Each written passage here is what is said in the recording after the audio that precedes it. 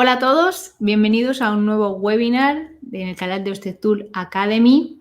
Hoy vamos a hablar sobre CRO o conversión, tips CRO básicos para pymes. Seguro que si tienes un negocio online, una página web, te has peleado más de una vez con aquello de la conversión, pero quizá no sepas las técnicas o los recursos adecuados para intentar optimizarla. Bien, pues este es tu webinar. Vamos a hablar de ello hoy. Mi nombre es María Sánchez y pertenezco al departamento de marketing de Webpositor y estoy especializada en CRO o conversión y UX, experiencia de usuario. Llevo aproximadamente unos 8 años en la agencia Webpositor, pero en todo este mundo de Internet y el marketing digital llevo aproximadamente unos 10-11 años. Entonces, en todo ese recorrido me he dado cuenta de que cada vez la conversión web está adquiriendo más y más importancia. Y es que me encuentro con muchísimos proyectos en los que todavía no son conscientes de lo que es el CRO, de lo que es la conversión, tampoco de su optimización. Así que si ese es tu caso, este es el webinar que tienes que ver. Vamos a empezar.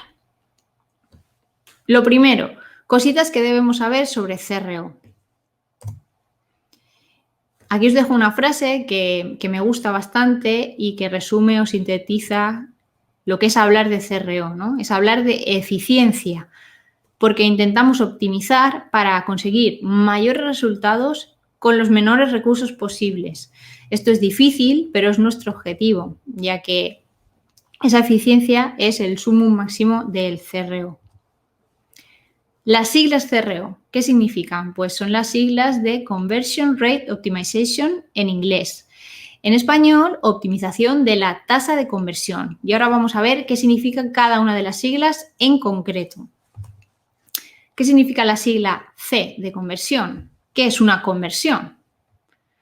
Pues en marketing online llamamos conversión a la consecución de un objetivo previamente establecido, como por ejemplo puede ser una descarga en mi página web, una reserva, una compra, un clic en algún elemento que me interese, algo que yo me haya definido como objetivo, pues esa consecución será una conversión.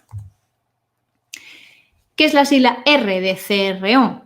Pues rate, en concreto ratio de conversión, que no es más que un indicador que mide la relación entre el número de visitas que llega a una aplicación web o a una página web y el número de consecuciones de esos objetivos previamente establecidos.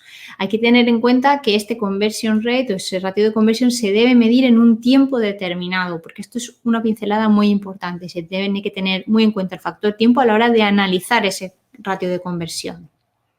¿Cómo se calcula este ratio de conversión? Simplemente dividiendo esas consecuciones de las que ya hemos hablado entre los usuarios o las visitas únicas que llegan a mi web, a mi aplicación, etc. ¿Y cómo se optimiza ese ratio de conversión?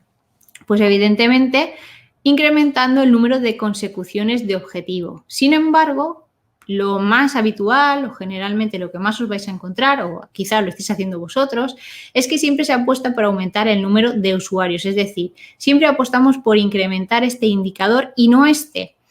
Y aquí llega el problema o no la eficiencia, para que nos entendamos. Vamos a verlo con un ejemplo. Aquí os muestro cifras de conversión en enero, febrero y marzo. Son ficticias. En el primer mes tenemos unos 100 objetivos conseguidos, unas 100 consecuciones, con 1000 visitas, 10.000 visitas, disculpadme, y esto dividido entre esto multiplicado por 100 nos da el ratio de conversión, que es del 1%. Bien, en el mes siguiente lo que he hecho es apostar, como bien os decía, por incrementar el número de visitas, el indicador inferior. Yo incremento 5.000 visitas en este nuevo mes, los objetivos siguen iguales y ¿esto qué hace? Pues que mi ratio de conversión caiga. ¿Por qué? Porque no tengo optimizado esas consecuciones, ese ratio de conversión. ¿Qué ocurre en el tercer mes, en el mes de marzo? Pues que yo me pongo las pilas y empiezo a optimizar mi conversión y optimizar las consecuciones de los objetivos. ¿Y esto qué me provoca? Pues que se incremente un 0,5% de mi tasa de conversión. Y así podemos ver que esa eficiencia se cumple porque aumentando el número de consecuciones de objetivo, yo puedo generar resultados, aumentar mis ratios sin necesidad de invertir mucho dinero en conseguir más visitas. Si hablamos de campañas de Google Ads, de SEO, podemos estar hablando de mucho dinero.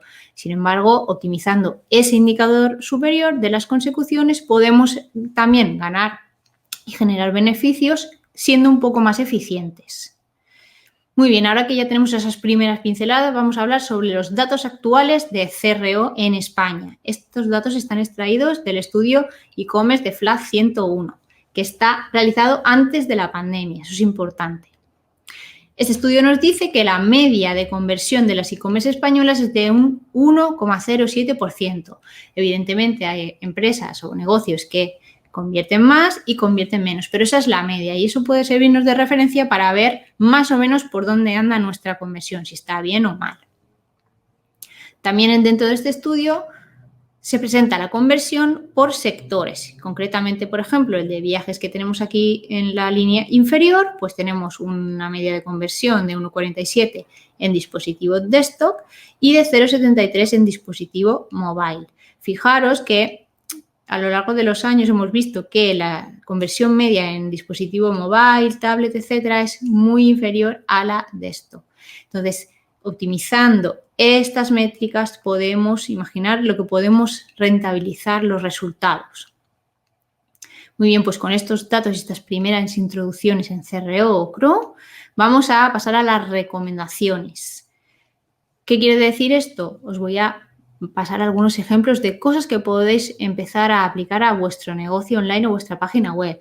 No significa que tengáis que aplicarlos todos, simplemente estudiad cuál es el que mejor os conviene y cuál se adecua mejor a vuestra estrategia. Para empezar, tenéis que apostar por una navegación usable, intuitiva y sencilla que no desoriente al usuario. Aquí os pongo un ejemplo, por ejemplo, de la página en versión mobile de Stradivarius. Veréis que esta página se asemeja mucho a un entorno de aplicación. Esto viene muy bien y generalmente casa muy bien con la navegación del usuario porque es todo muy intuitivo y muy sencillo y eso facilita la navegación. También tenemos que apostar por la interacción por voz, que es una de las tendencias en experiencia de usuario a lo largo de estos últimos años. Por ejemplo, aquí os pongo el caso de Iberostar, en el que en versión mobile, en su formulario permite que el usuario incluya su destino a través de la voz. Pues imaginad la comodidad que supone esto cuando estamos interactuando con mobile. Teclados adaptados, también los tenéis que preparar.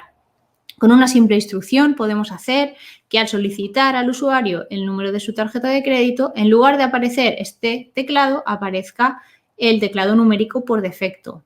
Es muy sencillo de configurar y aumenta la facilidad de navegación de nuestros usuarios. Un lead magnet atractivo lo podemos incluir también en nuestra estrategia y es muy, muy recomendable. ¿En qué se basa este lead magnet? Pues es un caramelito, un recurso de valor que damos gratis a los usuarios a cambio de su email. Y una vez tengamos ese email ya lo podemos añadir a nuestras bases de datos para enriquecerlo y nutrirlo y quizá posiblemente a lo largo del tiempo podamos ya tenerlo como cliente. Ejemplos de lead magnet que puedan funcionar, pues, por ejemplo, tenemos aquí una guía con las mejores rutas bikers de España o, por decir otro ejemplo, la guía gratuita para vivir viajando si no tienes tiempo y dinero para hacerlo. Bueno, pues estos pueden ser dos lead magnets potentes que pueden conllevar muchos emails. Generar confianza, muy importante también. Tenemos que hacer que el usuario se sienta seguro dentro de nuestra web. ¿Y cómo se consigue eso? Pues añadiendo los típicos sellos de confianza, como los que tenéis aquí, y también podemos apostar por algo un poco más innovador y es pedir la opinión o el testimonio de expertos en nuestro sector para que avalen nuestro servicio o nuestro producto. Tenemos que explotar nuestro social proof, es decir, si alguien o algunos de nuestros usuarios hablan bien de nosotros, tenemos que hacerlo saber en nuestra web. Para ello sirven las famosas opiniones sobre nuestros productos o incluso las opiniones en escrito y valoraciones de estrellitas de nuestros clientes. Y además, también podemos hacer que los usuarios dejen sus fotos en vivencias dentro de nuestros perfiles sociales y compartirlos en la web para dar más personalización. Cuidamos mucho la imagen, esto es muy importante. Los usuarios, según un estudio de Google, somos capaces de establecer una primera impresión sobre una web en 50 milisegundos. ¿Esto qué quiere decir? Que ante esta web y esta es muy probable que yo me decante por la que tiene mejor apariencia. Por eso es tan importante que cuidéis vuestro diseño y vuestra apariencia de cara a los usuarios. Vamos a agilizar o intentar incluir el principio de urgencia en nuestros mensajes. Tenemos aquí ejemplos, pues hay 2 personas mirando este hotel ahora mismo, ofertas por tiempo limitado o a punto de agotarse o cupones que caducan en 24 horas. Podéis pensar que esto no puede convencer a nadie o no puede convertir, pero sí lo hace, porque el principio de urgencia es un sesgo cognitivo que tenemos y respondemos casi automáticamente a él. Entonces, acentuemos un poco ese principio de escasez para acelerar la decisión de compra del usuario. Apostad también por el vídeo, ya que frente a un texto o un contenido audiovisual, el usuario siempre se decanta por el contenido audiovisual y si lo editáis y lo generáis de forma profesional, puede dar muy buenos resultados. Tened en cuenta que ahora mismo estamos en un entorno omnicanal. Ya no solo funciona con comunicarnos o conectar con nuestros usuarios a través del típico email y de nuestra web. Hay un montón de canales abiertos para tener interacciones con ellos y uno de esos canales es, por ejemplo, YouTube o Twitch, incluso los podcasts. En este caso os pongo el ejemplo de Suarco Muebles, que ha creado su canal de YouTube y mirad la espectacular cifra de visualizaciones que tienen sus vídeos. Pues bien, desde aquí genera mucha conversión a través de la omnicanalidad. Vamos a guardar también los datos de información de nuestros usuarios para que en una siguiente visita no tenga que volver a repetir todos los procesos realizados. En este caso, por ejemplo, esta página permite guardar la búsqueda que ha realizado el usuario e incluso enviar esa oferta o esos precios a su email si así lo desea. Un aspecto muy importante también para la conversión es la personalización. Herramientas como Google Optimize te permiten hacer ese cambio de imagen dependiendo del perfil de tus usuarios. Por ejemplo, en este caso os propongo que, o la estrategia sería que el usuario que nos visita por primera vez vea esta imagen de aquí con algo más inspiracional, ¿no? El lugar donde quiere ir de vacaciones y cómo lo va a pasar en ese viaje. Sin embargo, en una siguiente visita de este mismo usuario ya le mostramos nuestras habitaciones, nuestro complejo. ¿Por qué? Porque ya lo tenemos captado con ese primera imagen inspiracional y ahora que vuelve a nuestro hotel, porque ya está convencido de ese viaje, entonces le mostramos nuestras instalaciones. Bueno, pues ese es un objetivo de personalización. También podemos hacerlo personalizando las imágenes de cabecera de nuestra web en base al perfil de usuarios que lleguen en cada temporada y en cada zona. Por ejemplo, si tenemos un hotel y recibimos muchas reservas con agencias o con conferenciantes, etcétera, en una época concreta del año, pues en esa época podemos hacer que esos usuarios vean esta imagen de cabecera. También vamos a ofrecer flexibilidad. Los datos reflejan, algunos estudios, que las páginas que no obligan al usuario a registrarse obtienen un mayor número de inicios de contratación. Aquí os pongo el típico finalizar la compra como invitado. Seguro que vosotros como usuarios lo preferís antes que registraros, pues poneros también en la piel de vuestros usuarios y ofrecérselo. Seguro que habéis oído hablar de los procesos en varios pasos o en un paso.